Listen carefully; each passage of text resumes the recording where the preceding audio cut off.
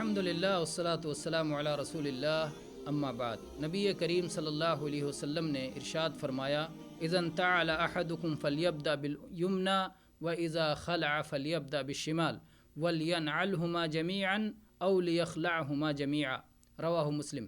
یہ صحیح مسلم کی حدیث ہے کہ اللہ کے نبی نے فرمایا کہ جب کوئی شخص جوتی پہنے تو داہنے پیر سے شروع کرے، اور جب نکالے تو پہلے بائیں پیر سے نکالے، اور جب پہنے تو دونوں میں پہن کے چلے یا دونوں سے نکال کے چلے، صرف ایک میں پہن کے اور دوسرے کو ننگا کر کے نہ چلے۔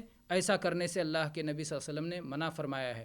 ان سنتوں پر جو کہ جوتے سے متعلق ہیں، آپ دن میں بار بار ان سنتوں پر عمل کرنے کا موقع پاتے ہیں، اور اس طرح سے نیت حاضر کر کے اور سنت کو یاد کر کے بار بار ثواب اپنا سکتے ہیں، ثواب حاصل کر سکتے ہیں۔ والحمد للہ رب العالمین، صلی اللہ علیہ نبینا وسلم۔